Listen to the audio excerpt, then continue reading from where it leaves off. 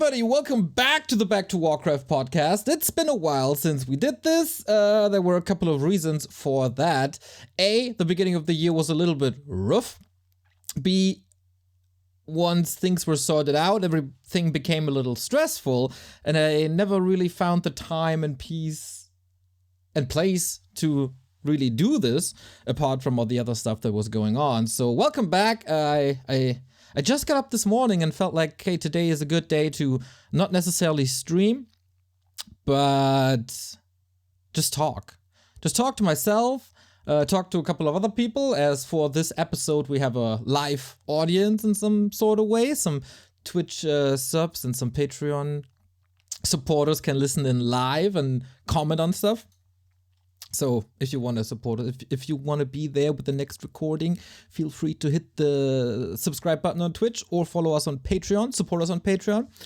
We got a big agenda here today. All the updates regarding Warcraft 3. I won't break everything down that happened since the last podcast because there was just so much. I think it was around like late last year. This might be the first episode this year, to be honest. So what happened since then? Obviously, the tournament landscape has changed quite a bit as ESL dropped out and therefore DreamHack dropped out. And it took some time to really let that sink in to me to get used to the new reality of competitive Warcraft 3. I think I talked about this and I was really hopeful that we can now do everything we want basically, and there is some creative freedom in that. There's no boundaries anymore, and to a degree that's right, but of course there's also big funding not there anymore, so everything was a little stressful. Viewership went down obviously, and yeah, just financial support went down in general for this game, in conjunction with still no support from Blizzard, which is our big first topic that we got here today. And that is 1 year without a patch. We celebrated, in quotes, this on our Twitter and I think all the other social media. I'm not 100% sure if I shared it everywhere. But I did some research prior to this post, and of course summed up everything that happened in the past 12 months, which is quite a lot on one side and very, very little on the other side. So yeah, that is that was an interesting tweet. It got some good traction for our social media state. It was blowing up big time with like 400 likes and 60 retweets. That is insane for us, but I think it was a very, very well put together post. So we can talk a little bit about it, because since then, a little bit of stuff has happened when it comes to Blizzard reacting and also how the scene itself rejuvenates a little bit, I want to say. At least, oh, maybe I'm just too hopeful once again, but definitely feels like we're over this sad state of grief after losing DreamHack and ESL. It's just, it feels like everybody get accustomed to the new reality, that we don't have the sugar daddy ESL anymore, and we settled in. The people who just were in there for the big ESL tournaments probably left, but the diehards are still there, and that was always the core of the Warcraft 3 community.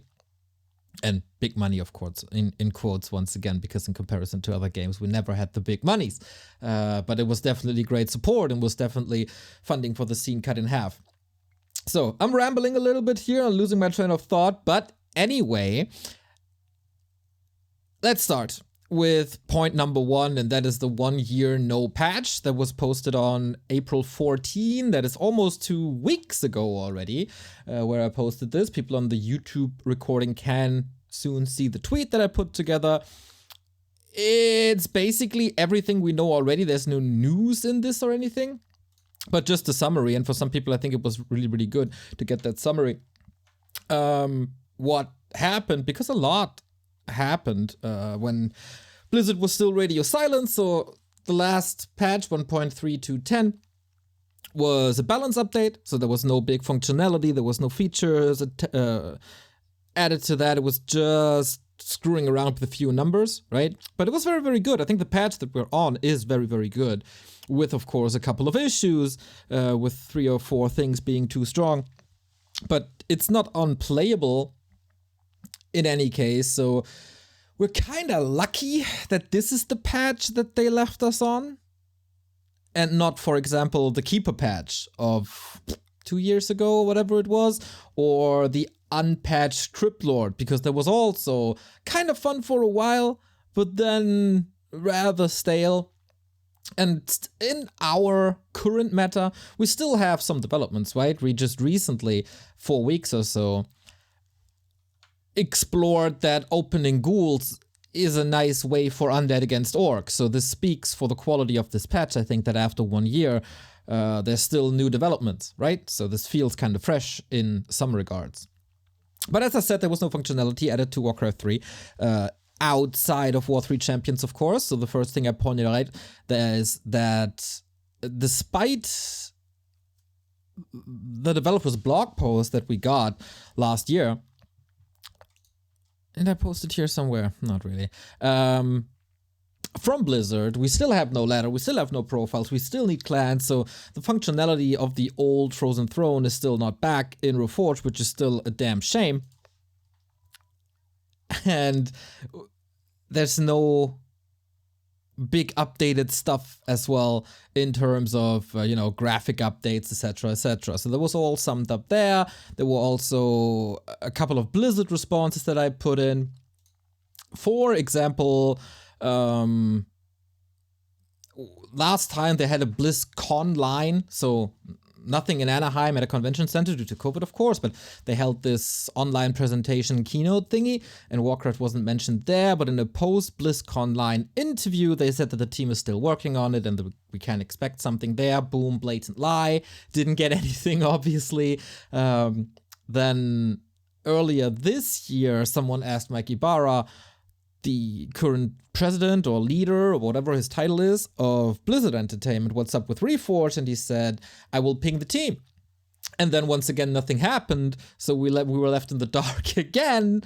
So yeah, that was something that I put in my Twitter rant as well.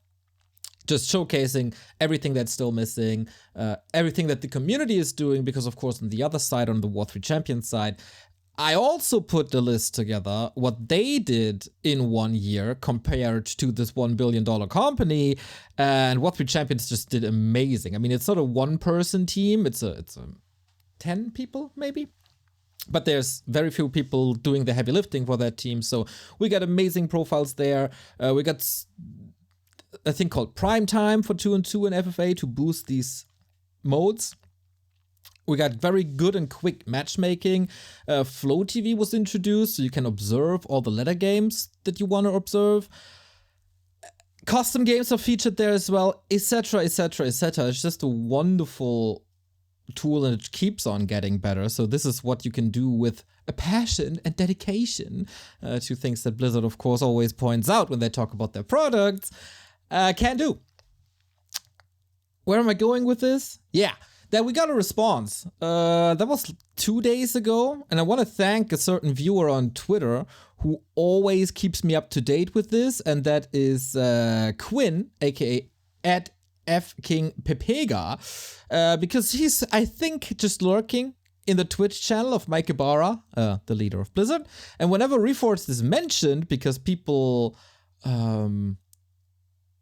keep on bringing up Reforged in his Twitch channel, which is very good, and sometimes he feels inclined to talk about it. This was the case when he said, oh, we'll ping the team, and let's see what happens. So this time he said, yeah, I know that everybody is screaming at me on Twitter, so I think, yes, I reached out to him. My message reached the recipient, right? So your retweets, your likes, your comments probably helped that he saw that there is still a big demand for an update of Warcraft 3. So he answered that like, yeah, I know everybody is yelling at me on Twitter. I'm sorry, Mike, I wasn't yelling. I was just pointing out facts, and not in a bad way. But I kind of feel like it was time to change the narrative with that 1 year. I was always of the opinion that jumping on Blizzard and insulting them or whatever wasn't the right way, because that starts like a negative spiral in the community. A downward spiral of still grief, anger. It just leads to a negative feeling all around. And so in the past 12 months and more, I tried to shift the focus a little bit from attacking Blizzard to trying to give praise to the War 3 Champions team and all the community interactions and also the ESL and DreamHack stuff. So from just attacking a single player in the game to praising all the other players in the game, because that automatically leads to a better community. If more people praise stuff, it is a better feeling all around than compared to if an entire community is constantly shitting and nagging, right? So it's kind of obvious. And trust me, I would love to do like nothing else but 12 months of just ranting on Twitter of how bad Reforged is. Like, that should be obvious. But sometimes you gotta put your personal anger aside and do what's right for the greater good. And that's kind of what I did. And I gave them a lot of time. I gave them a lot of time to fix stuff and to improve stuff and maybe start talking. But what I also don't want to do is that this gets forgotten, because that's the second worst thing that can happen next to a super negative community. So I thought, hey, 1 year of no patch, that's a decent timing to change the narrative a bit. But not angrily yelling, but respectfully pointing out the, to us, obvious. People in adjacent scenes might not be aware of what we are aware of. So having the summary, I think, was a good way. And so I think I wasn't yelling. I think I wasn't doing anything inappropriate. But there's also a little thing on socials and surrounding Blizzard that bugs me a bit, because whenever they do a World of Warcraft update stuff, they talk about Warcraft as a whole. And that's just not true. We are also Warcraft. We are also part of the franchise. So last week or this week, I'm not even sure, they had a Warcraft keynote thingy, and I took the opportunity to make a little fun of them. Not in bad spirit, just a little fun. Just poking the bear a little bit. And apparently we went through, because a couple of days ago he said, yep, I pinged the team. Basically, it's not a direct quote, but from his Twitch chat, someone again was asking about the state of Reforged, and he said, I don't want to speak for the team, but you'll hear for them soon. And soon is also the 20th birthday of Warcraft 3, so can it be a coincidence that the team wants to do something soon and that there's a birthday coming up? Maybe! It could just be the case that they forget about the 20th anniversary and move on, and we will never hear from them. That shouldn't surprise us too much, because of what we went through in the past 2 years. But, you know, Blizzard loves their round numbers and anniversaries and putting an announcement on a birthday of a game or whatever. So this could just be a coincidence. Could mean that on July 3rd, we're gonna hear something. Wait, isn't that a Sunday? Yeah, that's a Sunday, so we'll probably not hearing anything on Sunday. But maybe on July 5th, because that is the European birthday of Warcraft 3, if I'm not mistaken. Anyway, around the beginning of July, if we don't hear anything then I think we can officially call it quits with the relationship of Blizzard. And this kind of leads me to my next topic, because a big topic in the community is also, should War 3 champions, or should someone do alternative balancing? And I think if we don't hear anything until the midst of July, we should seriously consider that this is the best thing we can do. We gave them enough time. I think 1 year plus is more than enough. It would be different if they were in touch with us. But a year of silence is enough. If there's half a year and then they send out a feedback survey or whatever, or they start talking to certain figures in the community. I don't have to be involved in that, but if they talk to a Remo or answer his balance suggestions, emails, which to my knowledge they didn't do in a long time, or go talk to a Grubby, who's of course, or would be a very, very good guy to do a balance patch or give suggestions, a good advisor, then that would be something. But that didn't happen for 1 year either, and so I think, okay, it's just, if it's 1 year of silence, then move on. And a lot of people don't agree with me on that. Oh, you should never do community balance. It will just destroy the game. You know what? I heard this so many times. I don't take that seriously anymore, because that was the same argument when War 3 Champions started. Oh, you will split the community! And the community was already split between Battle.net and NetEase. And I think the War 3 Champions community is the biggest we ever had.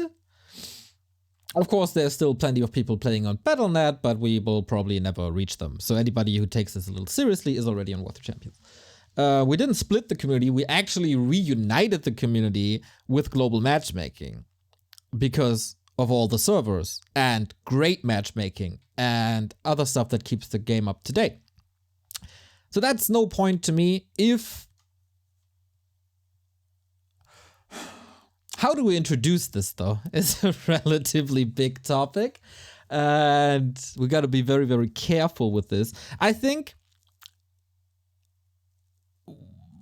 we should take a similar approach to what we did with maps, because what the map situation at the moment is, I think, the best we ever had. With the new War 3 Champions season, we introduced 2 maps and fixed 2 others. Last Refuge and Tidehunters. So updating maps has always been a very, very difficult topic as well. How many times did we say, oh, we can't touch Last Refuge because on NetEase, in the Asian tournaments, they play the Last Refuge version of NetEase and they will not patch. Well, at this point, it's kind of their own fault. We can't handicap ourselves if we have all the tools that we need to make the game better just because a couple of players in the game can't catch up. It shouldn't be too hard for them to do what we, quote unquote, do and update maps. So if we have a map community, which we do, we have a vibrant map community, and they can do good things to the game, then let them do these things that are good to the game. And with the recent developments in maps, I think we have a very reasonable council of people who deeply care about this game, who have the tools to change things that are flawed in this game and to introduce them in a way that nobody is really concerned or nobody abandons the game because of these changes. All the maps that were introduced got some feedback in the beginning, but then they were updated and now everybody accepts them. Like, for example, a Northern Isles, which was hated at the beginning.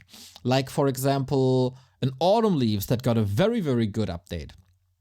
So people know what they're doing and the community knows by now how to feedback things, and then the map makers are acting according to the feedback and change flaws. And this is also what we can do with balance. I don't say that if Blizzard doesn't say anything until August or whatever, we have a 500 MB patch ready that changes footmen to range and gives archers knives and let the demon hunter fly. That's not the approach that I want to see. But if a certain amount of people, like a balanced council or whatever you want to call it, is of the opinion that, just an example, fixing headhunters by lowering their cost, or by increasing their cost is a good thing, we can do that. And then we put 4 to 5 changes together, and that's then the community patch.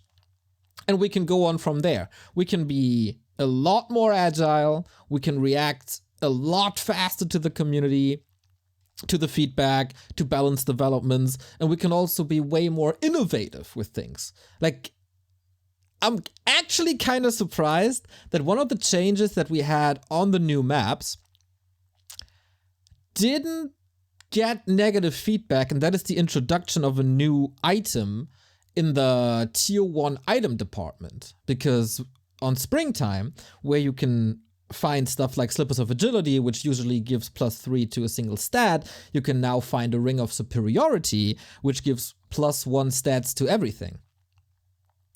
Nobody really talked a lot about that, which to me thinks that it's good because it's not overpowered or anything. But it's a change. Like, hey, there's a fresh item in the player's inventory. That's cool. That's new. That's interesting. That's a little spicy. I don't think 2 years ago you could just introduce a new item and get away with it, so to speak. So this is the approach to me. Small, simple stuff. Figure out who is responsible, who you can rely on, who is reasonable enough, without being too wild, too crazy to change the original formula of the game. And I'm very sure we can do it because we did it with the server when it comes to how should matchmaking be, how should profiles be, how should everything be structured, and how can you implement things. And we did it with maps. So I don't see a single reason why we shouldn't be able to do this, or people, I don't want to be included there, why people shouldn't be able to do it with balance as well. And then, I think I said this before, somewhere, maybe it was a stream, maybe it was a podcast, since we don't rely on the BattleNet ladder anymore, because there is no ladder, obviously,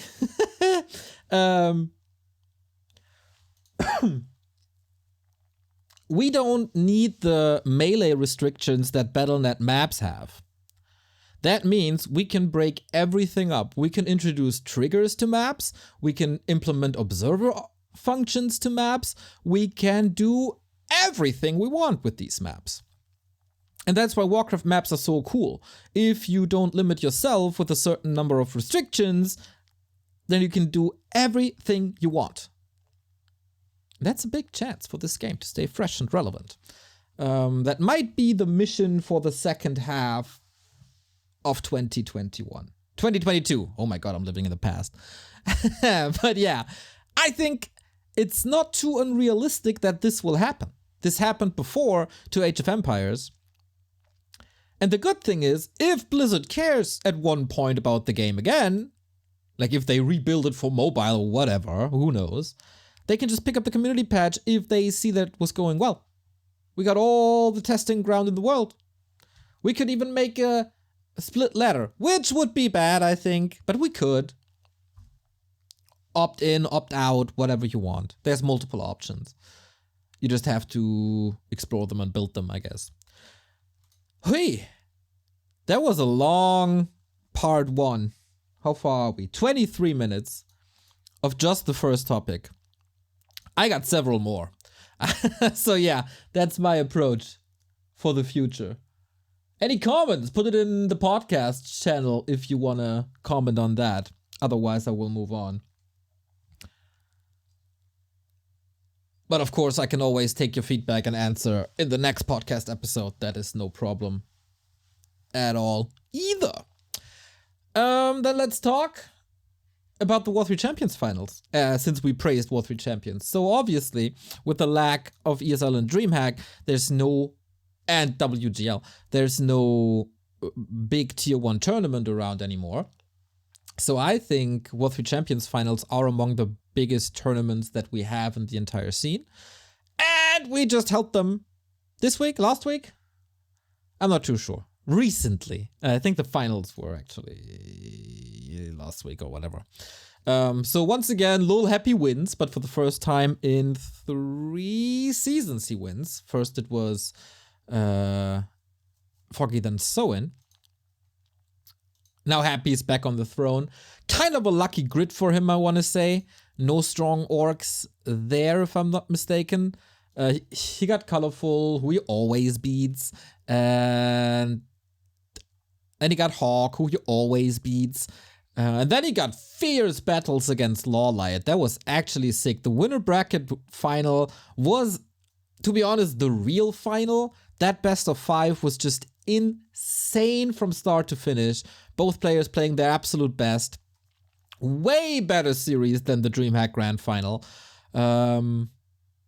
These guys were just giving their all, and is definitely the series of the tournament. Winner bracket final, Happy vs Lawlight is just gorgeous Warcraft from front to finish. In general, we had a high quality of games, even though there were some obstacles this time. Obviously, we had to react relatively quickly on the ban of Johnny Cage, which I think I will go into, like this whole topic I want to get into the next episode. That's too much. That's the whole Russia topic could be an entire podcast, so I'll probably do this next week, since I did a lot of research on that, and I don't want to shoehorn that into a Champions topic or something. That deserves to be its own topic, as it's way too sensitive as well. So, from the Augur point of view, we had to react to the ban of Johnny Cage on War 3 Champions, and we found a replacement, luckily, very quickly in Labyrinth, who I think is one of the most exciting players in all of Warcraft at the moment, playing very, very good undead, but a very, very different style with Dreadlord, etc. And we were able to see that in the series versus Xiaokai. If you're into Dreadlords, watch the Labyrinth vs Xiaokai series on map on Last Refuge. This is so fun Warcraft. I don't want to say it's without flaws, and for someone who's just looking for perfect play, that's certainly not it. But if you look for entertainment and fun, then that's the map you should watch. Anyway, that was a problem, finding a replacement, etc. Then, throughout both weekends, we had the problem with the launcher version. You probably heard that on the broadcast a couple of times. What's the issue here? Well, the launcher of War 3 Champions that everybody was using for a long time was 0.171, I think, or 0.170, whatever, 17. Let's call it launcher 17.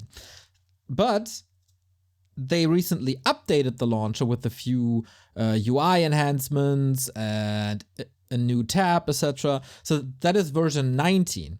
Unfortunately, throughout the past couple of months, the auto update of War 3 Champions launcher broke.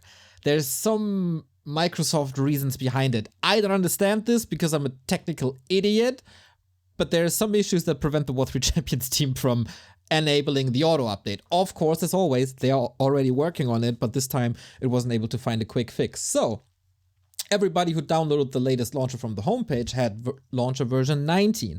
Everybody who didn't do that had still version 17. And that's kind of okay, because if you're in a ladder game, everything is fine.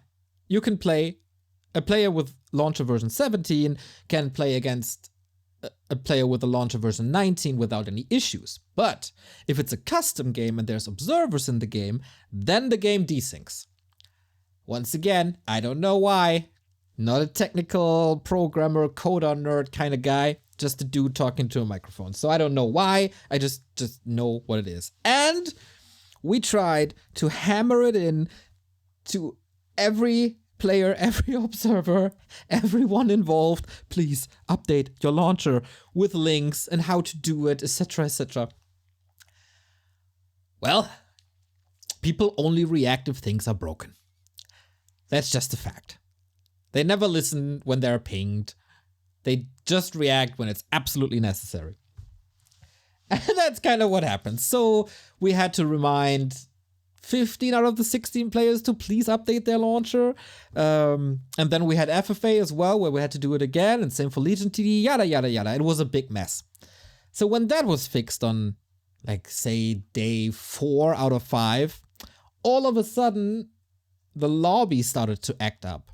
And we still don't really know why. So we had a lot of issues where A, players couldn't join the lobbies. Players were in the lobbies but couldn't read the chat. Players were in the lobbies, could read the chat, but then we started everything and the game just couldn't be created. It was an absolute mess. And we haven't figured out why. But it just vanished after the War 3 Champions Finals for some reason. It was just cursed. I think the War 3 Champions Finals are oftentimes just cursed. Then, of course, we had the unfortunate dropout of Chemico.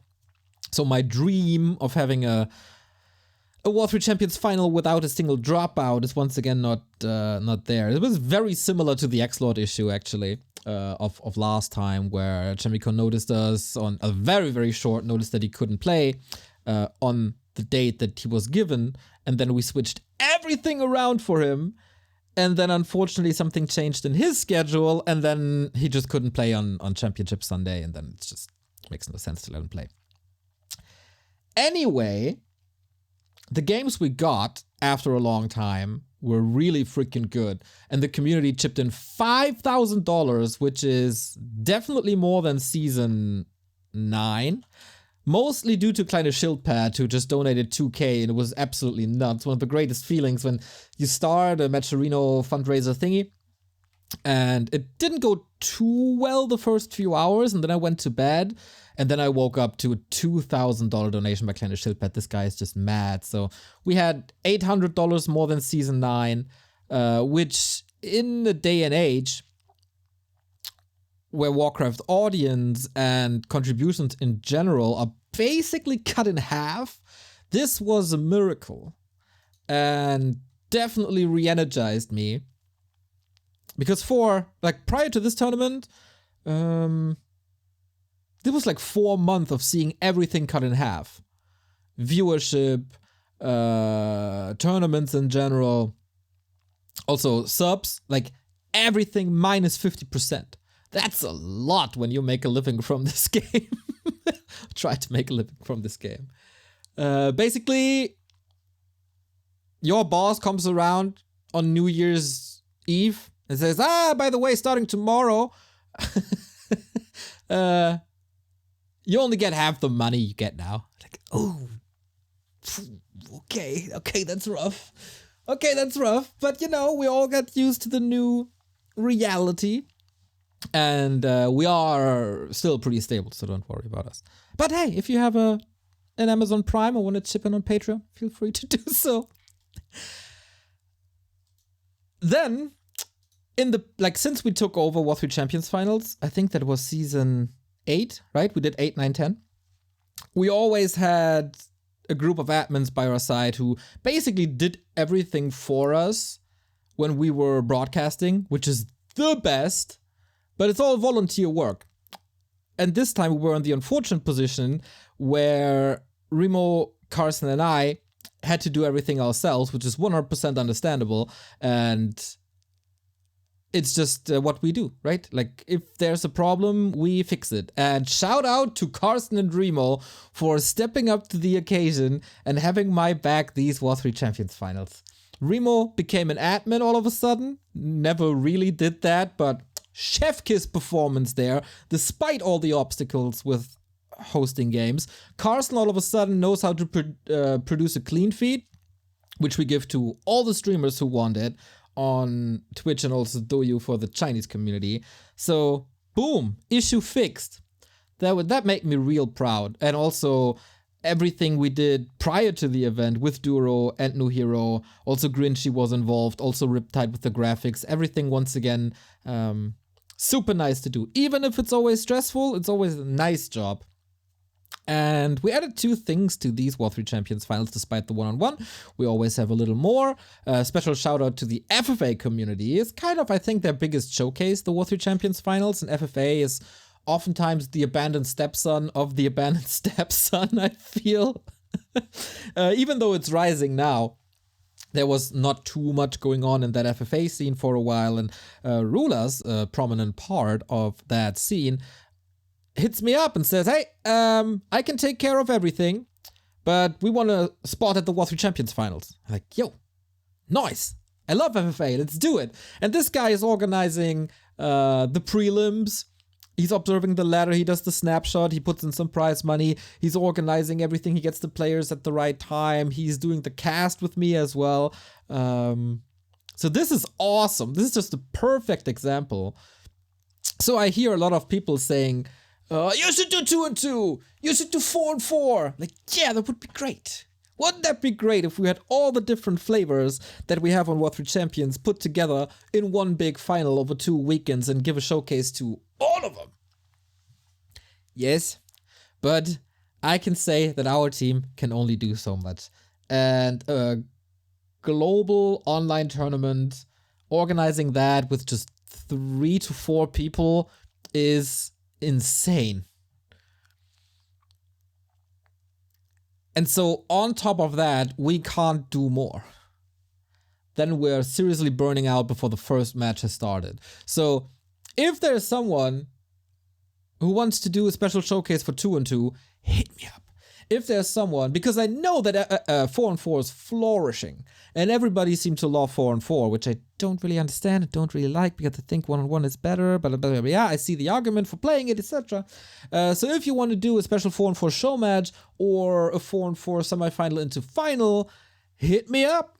If you organize it, I'll give you the stage, let's go. But if I organize that myself, especially knowing how some 4 and 4 players are acting, then no, I'll call it quits and just bury myself before the first match has even started. So super up for it. I saw someone stepping up and trying to do a Reign of Chaos final maybe. That would be cool. We introduced Legion TD this time, where basically the exact same thing happened that we did with the FFA. Like some member of the Legion TD community said, hey, we're doing the finals just like you do in our game mode. We know how to cast it. We got the players. Let's go. And it was let's go. And we had a fun evening. It was like 3 to 4 hours or something. We learned a lot about Legion TD. We gave them exposure. Super nice scenes. Super nice people. Nice back and forth finals. So yeah. That's what I like.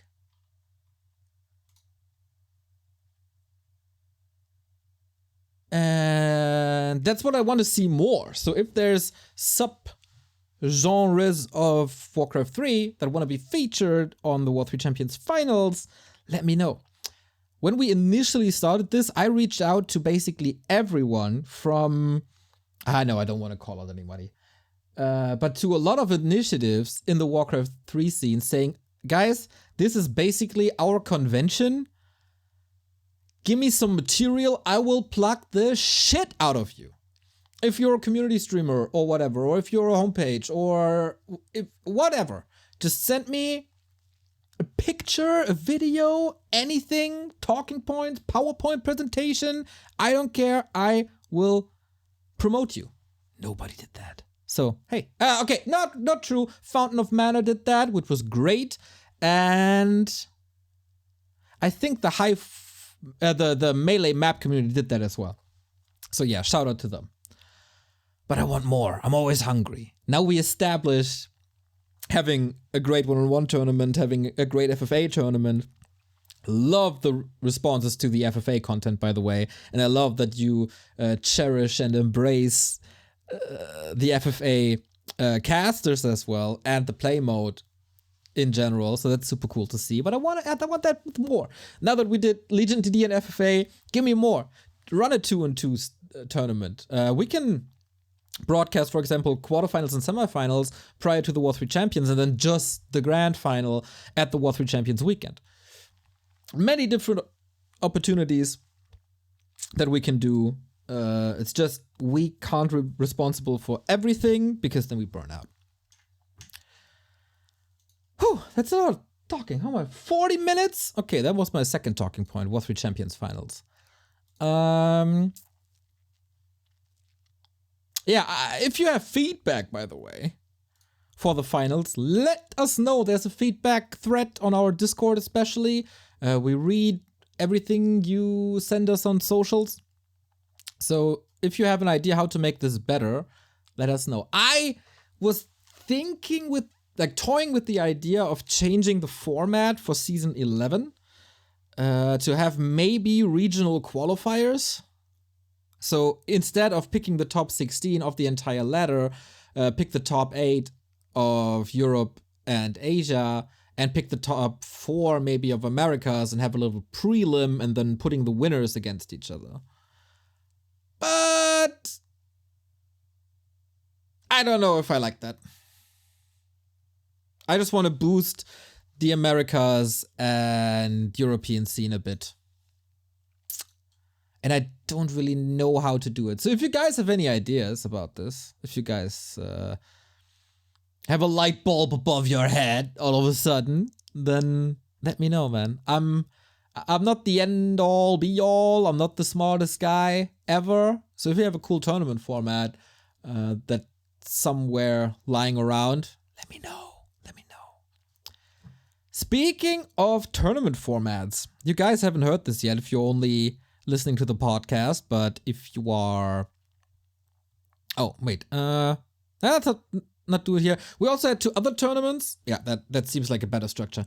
We had 2 other tournaments, 2 bigger tournaments with the Doubi Cup in China, where surprisingly Happy was dropping in the group stage. What happened there? It was probably not his day. I haven't seen the games, to be honest. That was all Remo. But Happy dropped there. First he dropped to the lower bracket against Lawlight. And then he dropped out of the tournament against 15 Sway. Which, props to Lawlight and 15 Sway. We then saw the continuation of Lawlight versus Happy in the best of 5 at War 3 Champions, which was even better. And 15 Sway, man, he's getting more and more solid. I'm becoming more and more a fan of him. So Happy dropping in the group stage was also the reason why he dropped from the top 1 position in the ELO rank. And oh boy, do people not understand how an ELO ranking works. So I got so many angry comments on YouTube. Oh my god, worst stats ever. Who puts these rankings together? Like an algorithm, dude. How can you put 1-0 above Happy when Happy 6-0'd him?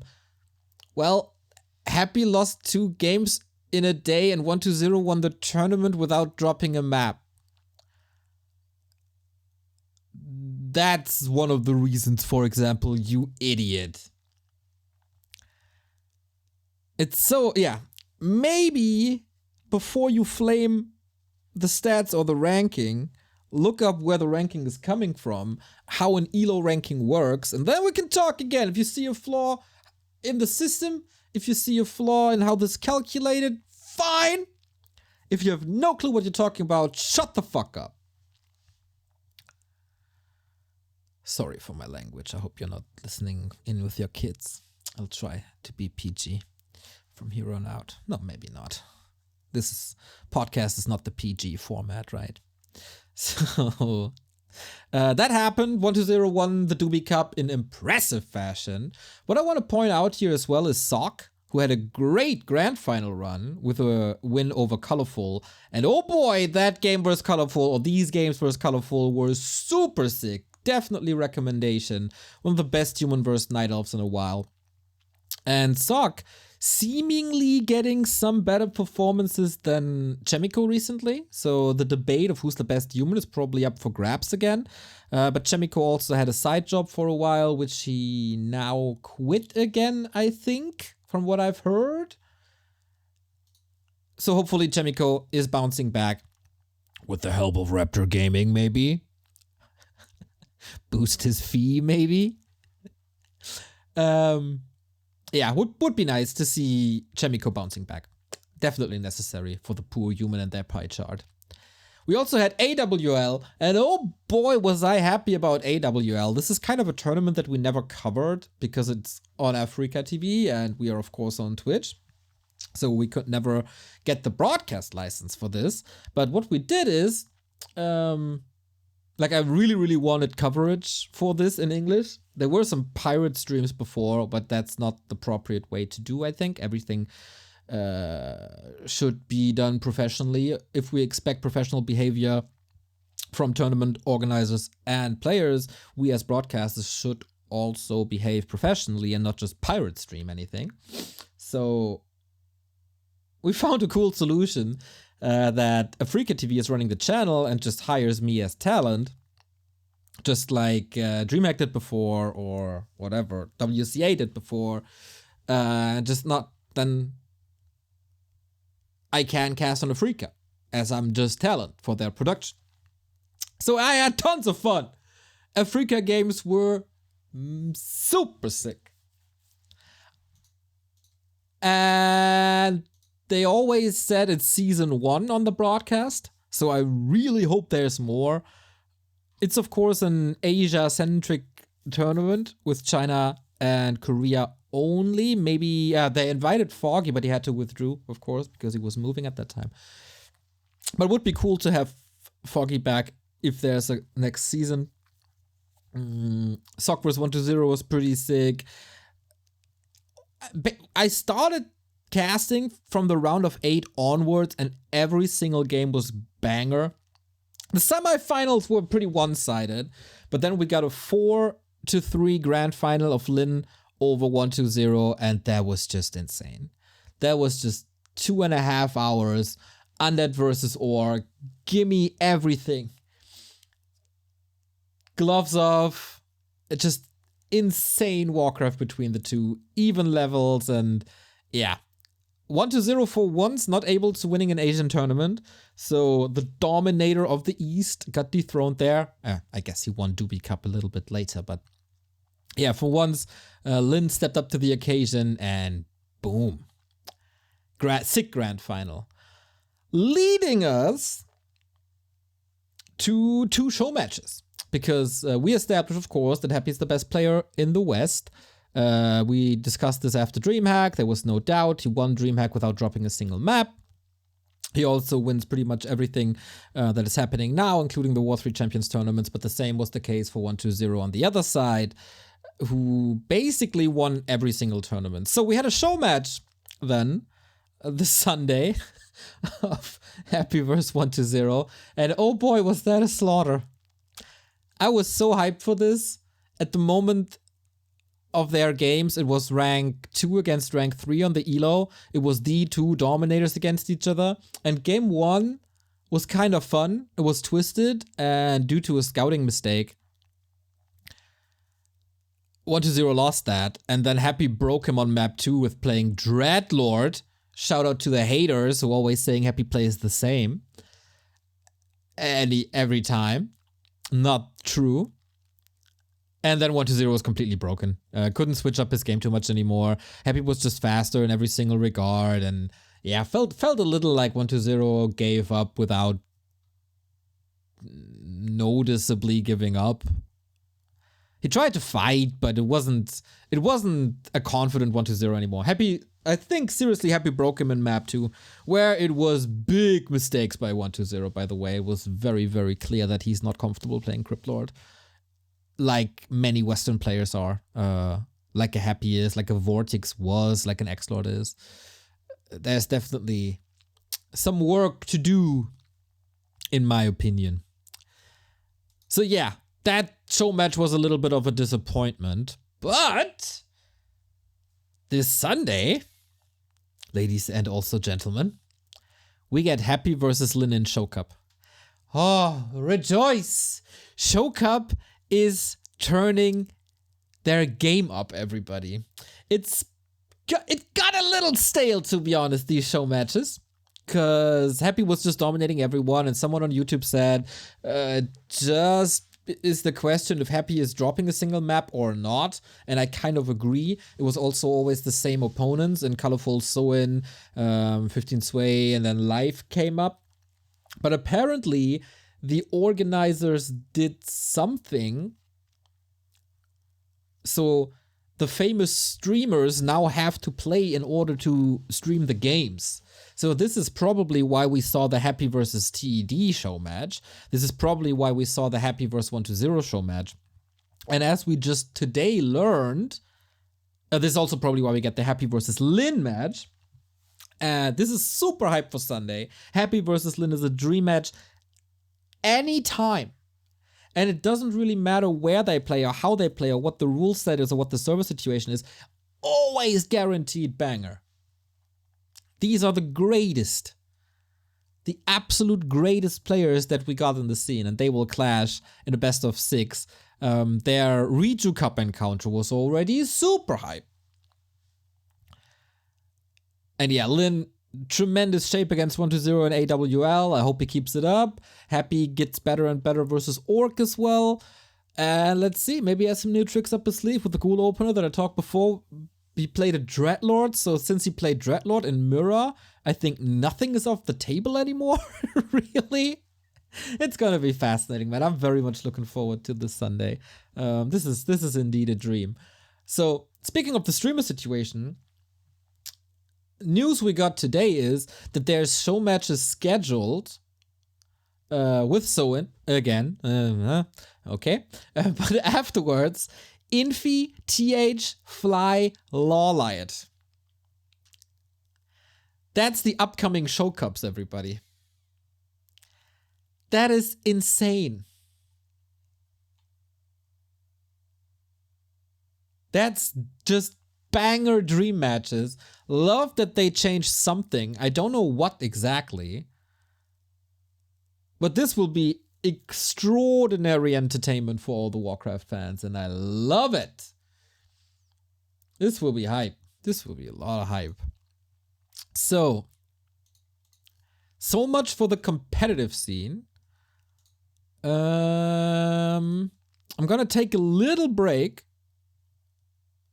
to get something to drink. And then we will discuss our new weekly cup and the Grassroots scene. And that should be an Xperion as well. So this podcast not over. Maybe split it in 2 episodes. Nah, it's going to be an XL version for the comeback. So I'll be right back. Feel free to drop me some comments in the podcast channel here on Discord. All right, recording continues for this XL version of the Return of the Back2Warcraft podcast, because this was all pro scene.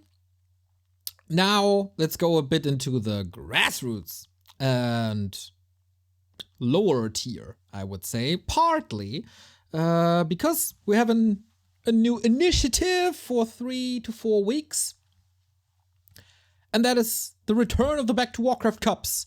To be honest, this is something we should have done way earlier. And I am partly to blame. Because do you know that feeling when there's too much work to do and you just feel a stupor and you can't work against that mountain of work that you're standing against? This is somehow how I felt at the beginning of the year. So, in theory, starting a cup isn't the hardest thing in the world. You have a sign-up page, you get some funds, maybe an admin, and let's go. So, it's relatively easy to do. It's not much work. And it's definitely something that is necessary. It feels kind of bad that we left the scene without a cup for 4 months. I was very, very slow on that. And that we have this back is basically due to Slash, German caster, of course. You should know him, funny guy. Because I was talking about this for a long time, and I knew I would do it, I just didn't know how, and I oftentimes feel that we get so much support already, whether it be financially or I don't know, people doing graphics or whatever. I feel oftentimes bad to reach out to people asking for help, especially asking for time. Because the support that we get is enormous. So Slash came up and said, "Yo, bro, time for a cup." I said, "Yeah, man, but how? I don't want to ask New Hero and Duro to do even more." I also definitely got a problem with passing over responsibility to volunteers because I don't want to pressure them with all work and the responsibility. So Slash said, you know what? I'm helping you. I got a friend, Onyx, who's with me, and we just do it. I said, brother, that's hella nice. We do it. When do we want to start? I looked into my calendar, like, okay, that weekend we're busy, but the weekend after, let's start in 10 days. Okay, let's just start in 10 days. It didn't need much planning, but I knew I wanted to do things better than 4 players in ESL. And I was also, at that time of creating the cup, a little frustrated with the map situation. You might remember from like a year ago or 2 that I was never really the guy to talk about maps a lot because I simply didn't care too much where games were played. But the map pool was so stubborn? No, so stale for a long time that even I got fed up with it. Same maps every time, same map pools every time. I mean, we had Shallow Grave in, that was a nice alternative, but since it was the only new map, it was oftentimes vetoed. So I knew that map pool was something that I really wanted to tackle, and ever since we did the like basically every competition we do, in my opinion, had the best seedings. Like ESL used ESL performances for seedings, which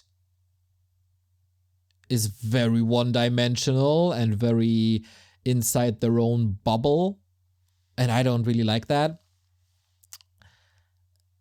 4 players, I'm not really sure how seeding worked there, but it also seemed a little odd at times, and random seeds just suck. So the simplest solution is just rank players first by their tournament elo and then by their War 3 Champions MMR. That makes early rounds very, very hard for new players. I know that, and that's definitely a flaw of our system, but it creates the best quarterfinals, semifinals, and grand finals, of course. So yeah, seeding was very, very clear how we do this. Map pool, I wasn't too sure. Easiest, of course, simplest solution, just take the same 7 maps that everybody has and just do what everybody else does. Lame. Lame. I hated it. And I knew, because I'm in the map makers Discord, that there's, and of course we had the Reforged Cup where we saw new maps already, and I knew that they were very, very promising, that there is potential for new maps.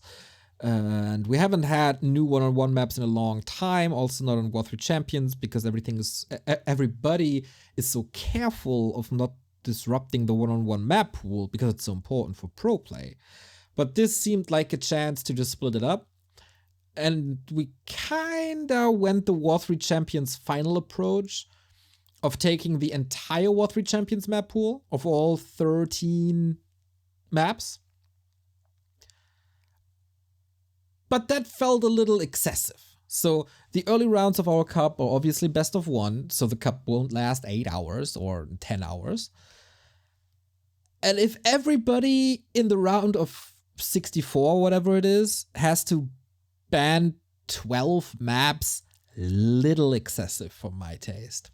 So I did like the approach of new and different maps. So we came up with our current solution, which is for the entire tournament series, we take the entire map pool of all 13 maps, and then we rotate every single week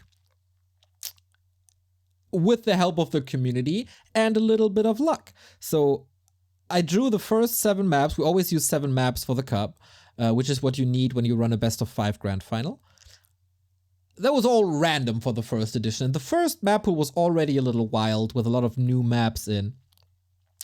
And after every cup, the people who are still in Twitch chat can vote what map of these 7 they want to get rotated out. So 3 maps every week, out.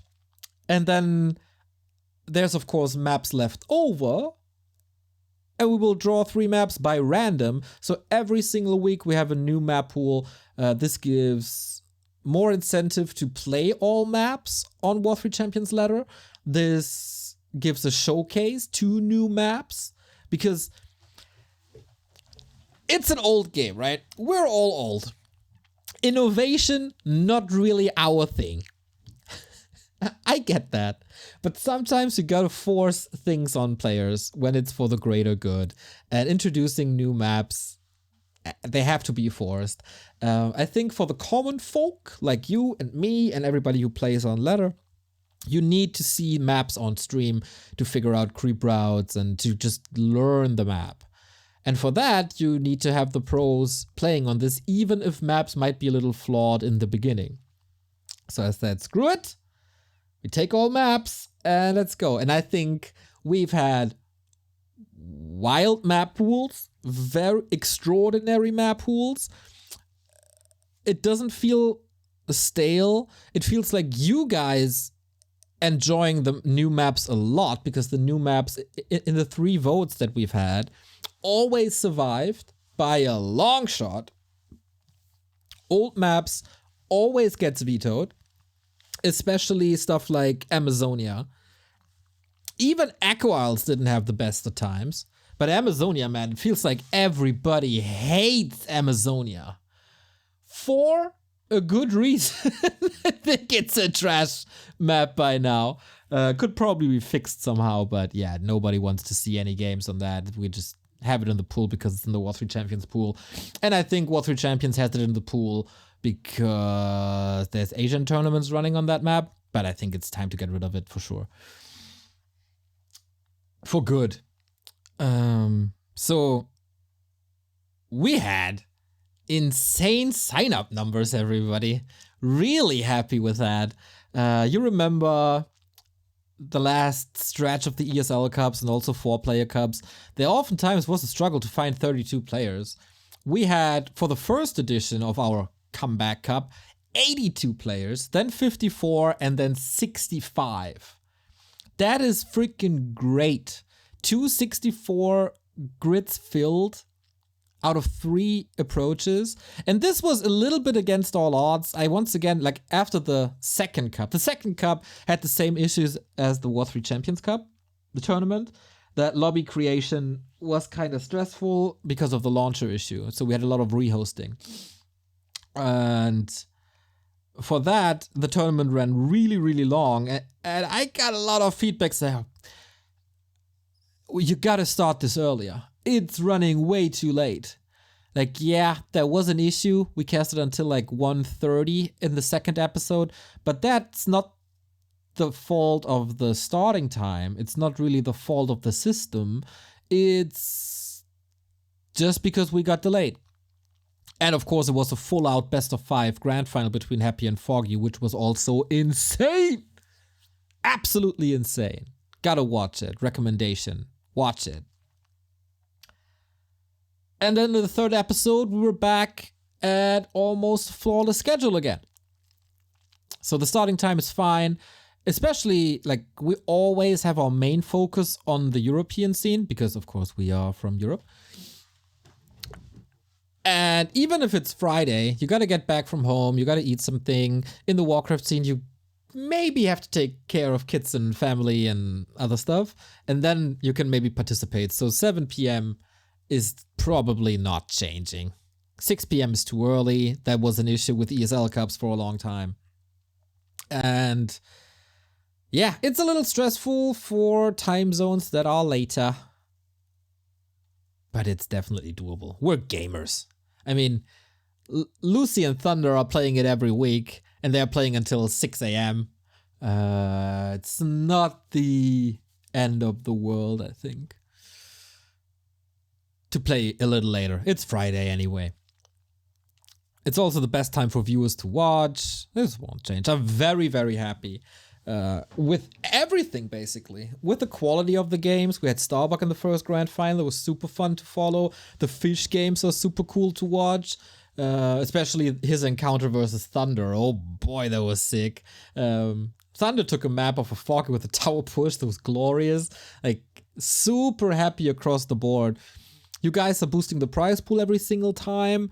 How it works is we put in $75 from our own pocket, and then you got the chance to double the prize money if you want to, because I could open up a can of worms here. Should I?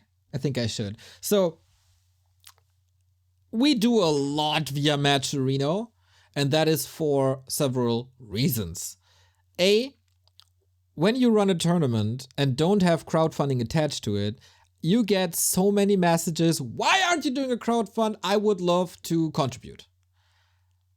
All right. So let's do everything with a Matcherino so people can, if they want to, contribute. Because it doesn't necessarily hurt. Everything else would just be more stressful. Second thing is, if you do it via Matcherino, I have nothing to do with the payout, really. I just enter the Matcherino profile of the players, and Matcherino takes care of everything. And that is really helpful to get rid of all that bureaucratic stuff. And this is why Matcherino is the platform to go. And then, of course, there's crowdfunding attached to it. I do agree that we're not necessarily asking for a lot because it's all voluntary. But it might seem like now that everything has a Matcherino attached to it, it feels like we are milking the scene a little bit too much. And I 100% agree with that. But Matcherino has so many upsides that I take it. I take this downside. Speaking of contributions and financing stuff, so as I said, the $75 we put in each week, we're taking from our own money. You know, one beer less, basically, in Norway, whatever it is. But we found a new partner in Holy Energy. You might know them from Slash's stream already. It's a Berlin startup doing a newer approach to energy drinks. And they said, hey, like what you do? How can we come together? I said, hey, we got weekly cups every single week, obviously, otherwise it wouldn't be a weekly cup. And if we can somehow finance that, that would be great. So boom, new sponsor, Holy Energy from May 1st on. So we have CORSAIR and we got Holy Energy by our side. And with that, that makes it a little easier to finance this. For once again, and this has always been my approach, I want to finance things for the long term. So for the first cup, we already got huge contributions. Like one guy was putting in $500 or something. There's two different approaches to how to handle this.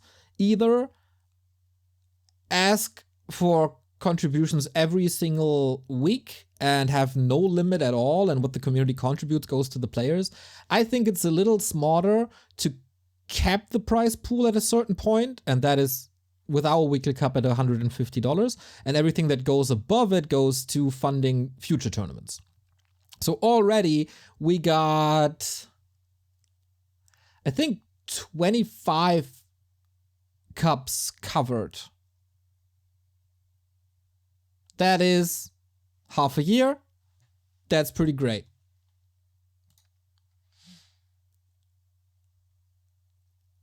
So shout out Holy Energy, shout out to everybody who was contributing. This Back2Warcraft Cup thing is meant to last, apparently. And I think we can even expand on it. So we do have future plans. We do run this weekly cup without an elo cap. And this is, of course, leading to a certain kind of community member or certain kind of community members to hate on the format a little bit. Oh, it's just another happy cup.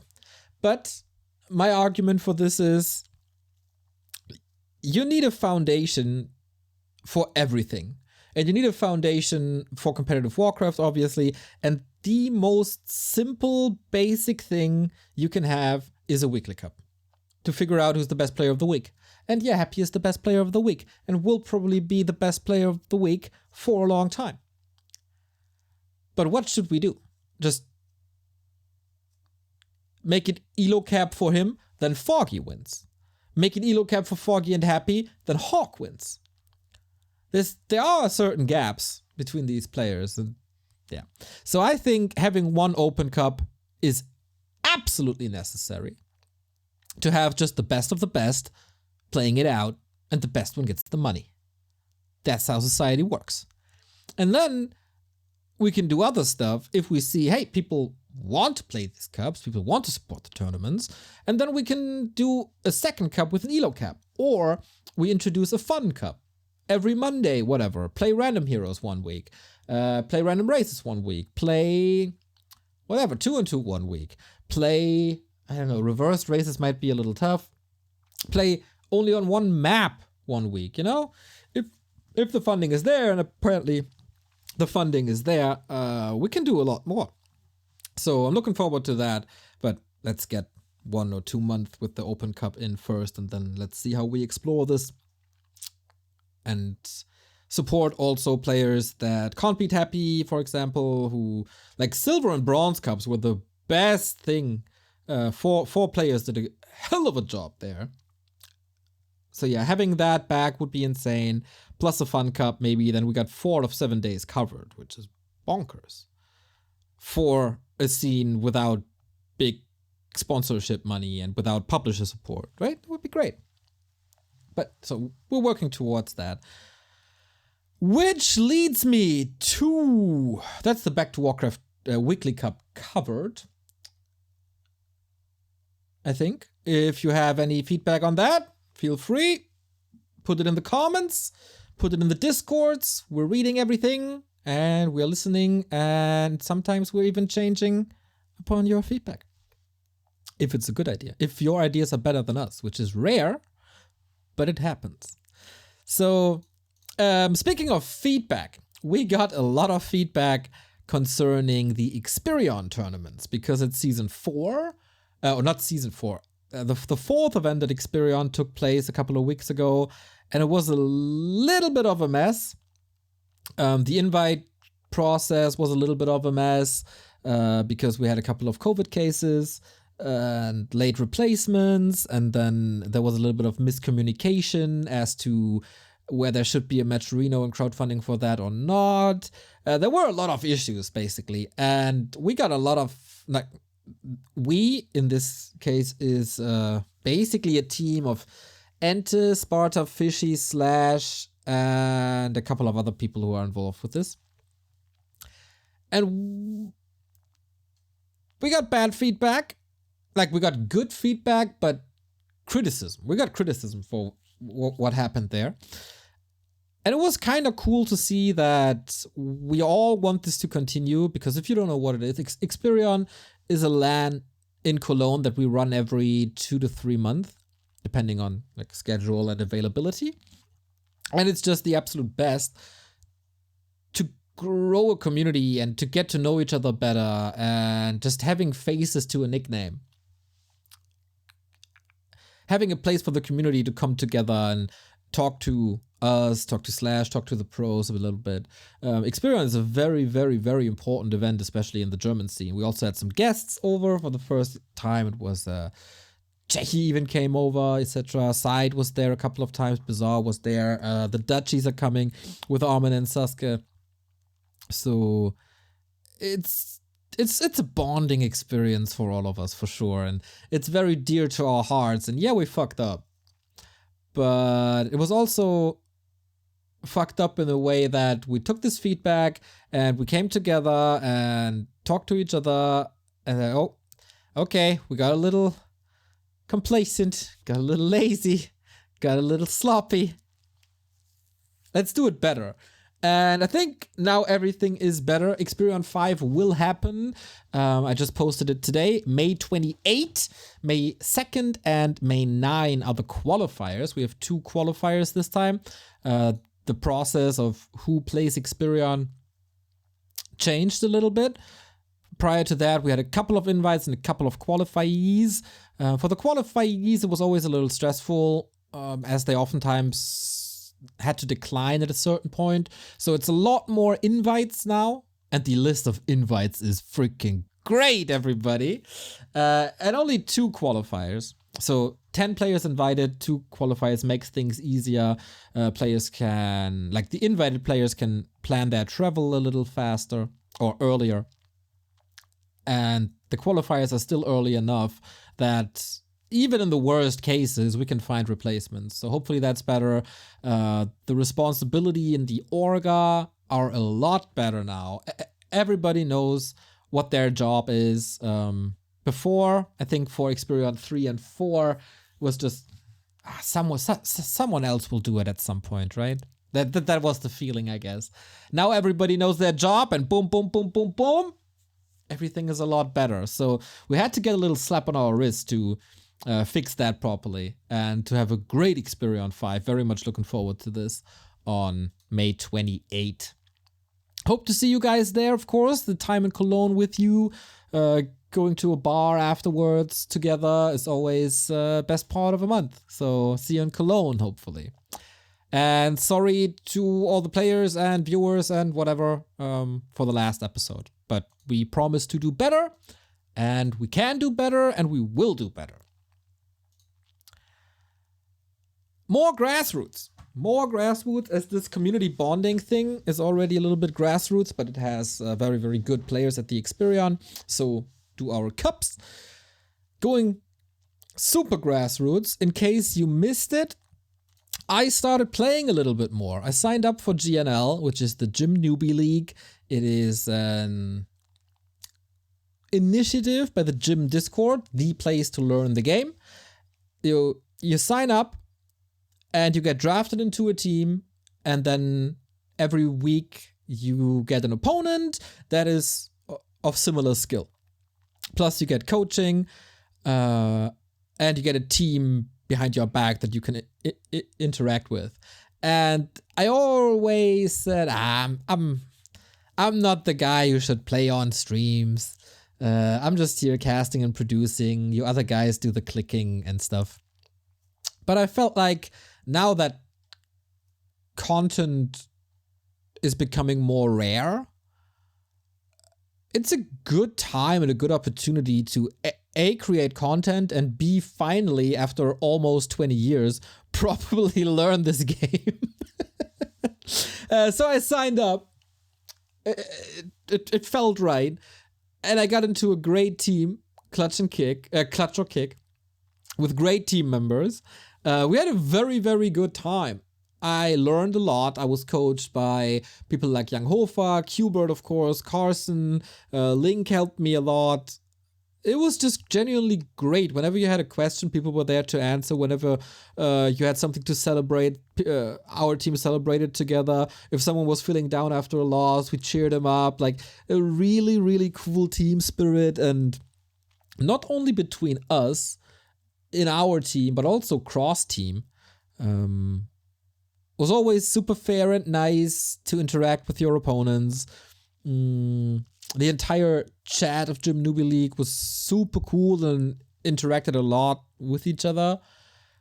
Like the way this league is handled is really, really good and professional, I want to say.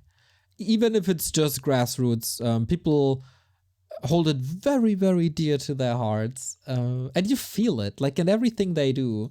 The coaches of the teams put the matches together and talk about it so much, and feels like a big deal. So for me, it definitely was a big deal. I was really nervous, even though I know I had some good coaching, and even after good ladder runs that I had, I always felt super nervous when it was a GNL game. Unbelievable. I ended the season with like 2 wins and 4 losses, unfortunately. I tilted even a little bit at times. I know I can do better when I'm like not facing them at GNL. For example, I lost to a guy called Buzzkill in Undead vs. Night Elf. And then I met them at King of the Hill again, and I slapped his ass. So, you know, a lot of nervousness involved. But I was always playing Tet Fiends prior to joining GNL. And against certain races and certain strategies, that's just really bad. So my goal was to fix my Night Elf matchup and to implement a little bit of variety in my play. And these goals I definitely reached.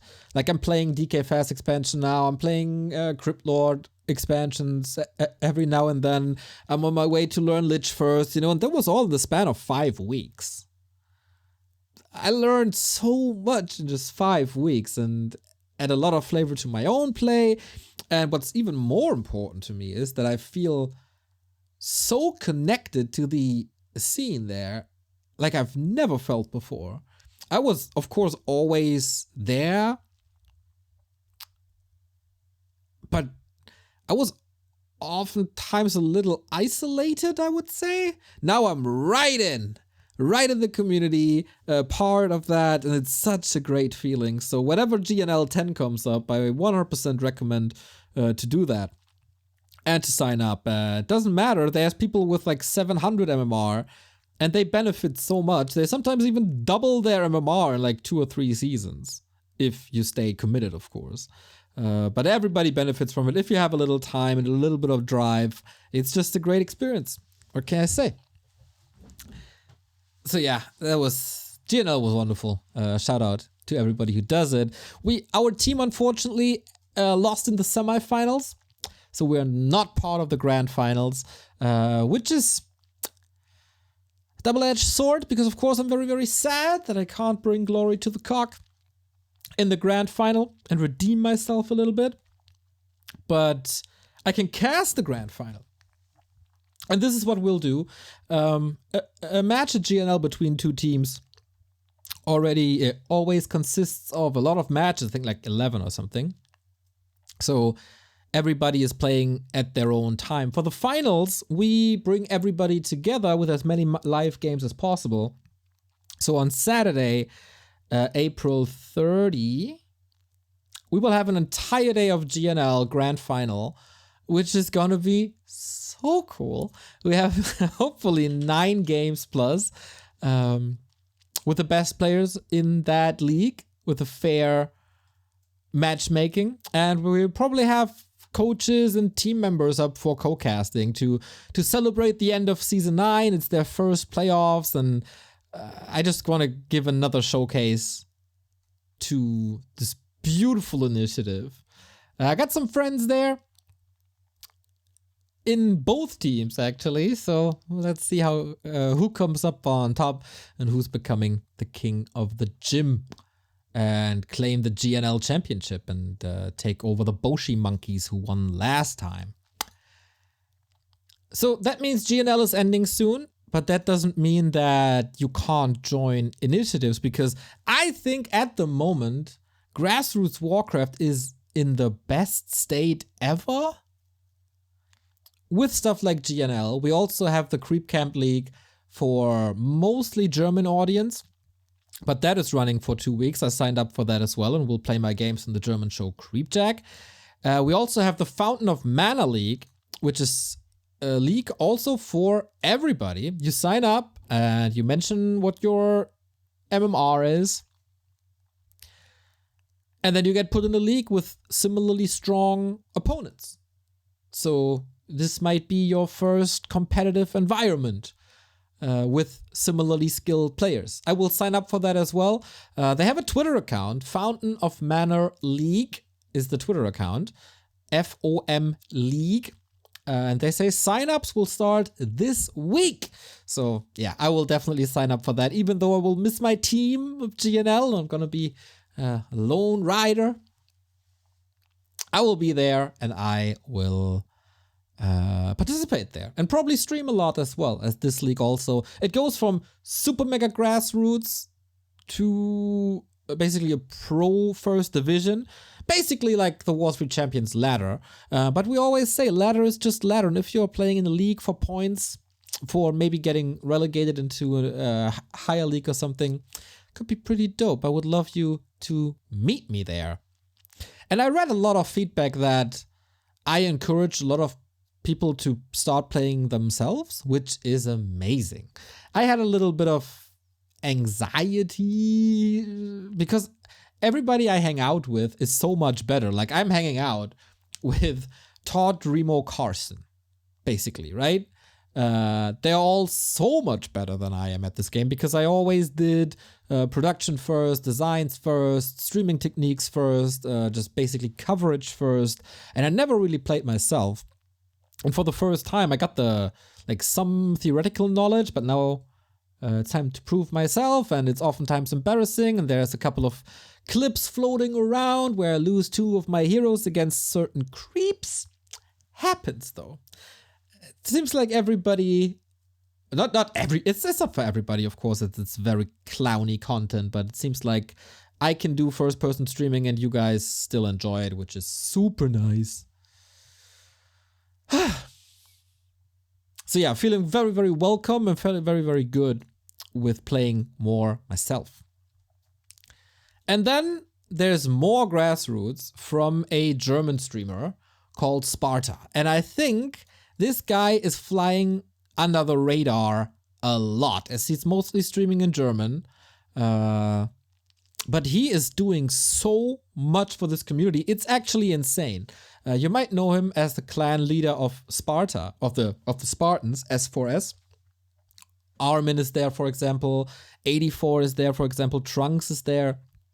But he's not only a clan leader, he's not only a streamer, he's also a tournament organizer. And he just displayed his roadmap for the upcoming weeks and month. And that roadmap for a single... I don't know if he has a team behind him or if he does it all by himself, but that's freaking insane.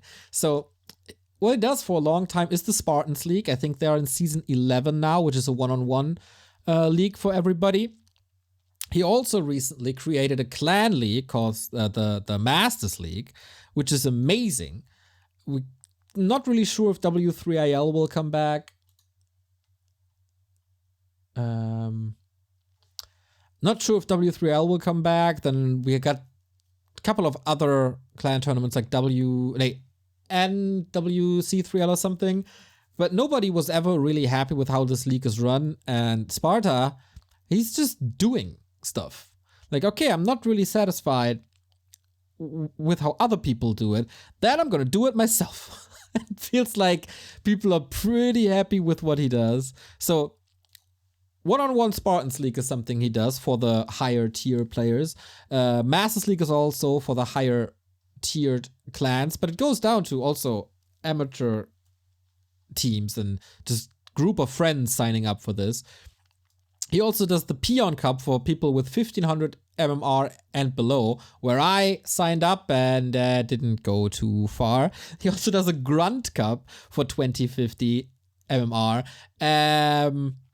And also other community building stuff. Like Sparta is doing so much. I don't know how he does it. I don't know how he's not burning out with having a real life job and doing all this orga. How he's not getting batshit crazy from this orga. I don't know. I just want to make sure that you guys know that Sparta basically does something for everyone. And you should follow him everywhere. To just see what he puts out. It's incredible. So, that's it. That's the podcast. 1 hour, 30 minutes roundabout. Nice. XL episode, lots of topics covered. There were a couple of questions. I think I answered this already, but Netherer is coming in. You've played a fair bit of GNL and training on stream this last month. Do you find it anxiety-inducing? Or are you way past that being on camera so much at this point? Yeah, I think I covered this a bit. The first 2 times I was really embarrassed by how bad I am in comparison to everything we show. I thought for a while, should I stream on my own channel? But then, I guess, why? Then there's almost no audience. And if people don't like it and are not interested in my personality and low-level gaming, then they can just not tune in, I guess. So I wanted to offer it to people, and people kept tuning in. It was nice. They were cheering me up, and it felt like I was everybody's little pet at some point. There was very little backseat gaming and very little trolling, which made it very easy for me. So shout out to my coaches, Younghofer and Qbert and Carson, etc. for helping me out, especially the coaching with Qbert, man. It's so sick how like it feels like he's standing behind me with a leash. and Armin, of course, but Armin is a super nice and relaxed coach. I enjoyed this a ton. So yeah, I can just recommend joining the gym and grab a coach. Embarrassing myself on stream, I got a little grumpy when I lost my GNL matches. Not gonna lie, I put a lot of pressure on myself for this, and I failed, and that didn't feel good because I really worked hard for the games, and then it just didn't work at all, and then I felt so disappointed in myself, though. All the other stuff, very great experience. Didn't expect this, to be honest. I thought everybody who's tuning into the pro games will shit on me. It didn't. Very, very good experience. Very good experience. You cheered with me when I won crazy ladder games. You gave me good advice in a nice, supportive fashion. I was really, really surprised.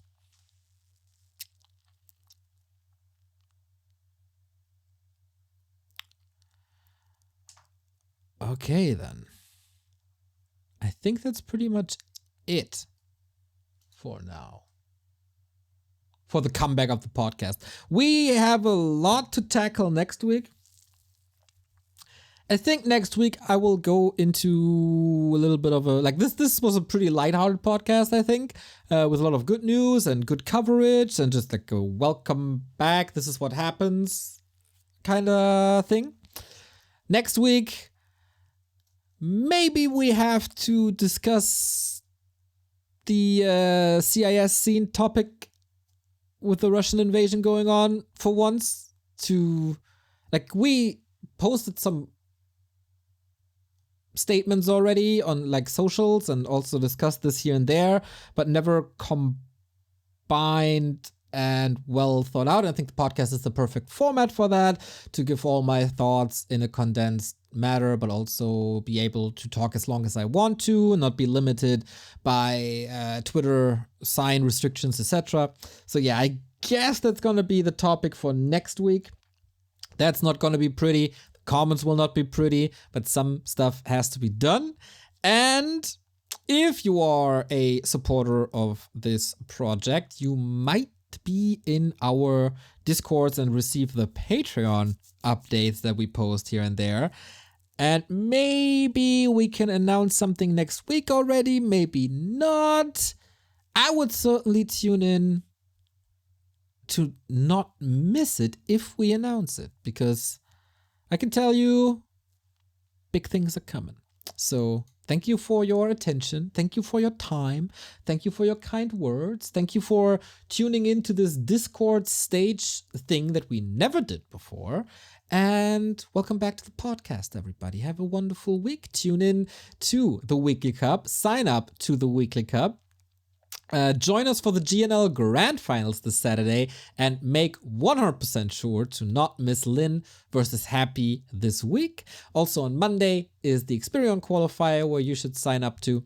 And then next weekend we have the ESL Germany Meisterschaft Grand Finals in Berlin, where we will be, and a lot of the players will also be there, so this should be fun. And shout out to CORSAIR, shout out to now Holy Energy. Go check out their products. Thanks to their support, we can do what we want to do with this channel, and sometimes even more. So yeah, thank you for your support. You can support us on Twitch with a sub, even with Amazon Prime. It's for free. You can donate to us. All of these links are available at back2warcraft.com/support. So easy as it gets, you find all the ways to support us. Wait a second. There it is.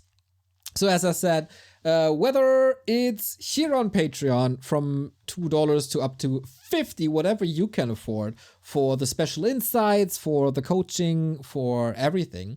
Twitch sub if you're mostly enjoying our live streams and want some emotes. Let's go. One-time donations can be done by PayPal, credit card, and even cryptocurrency. You can buy our merchandise and, of course, support our partners CORSAIR and Holy Energy. See you next week, and leave feedback. Also, if you want some things to discuss, to be discussed, hit us up on our socials, Facebook, Twitter, Instagram. We got a Discord with a feedback channel.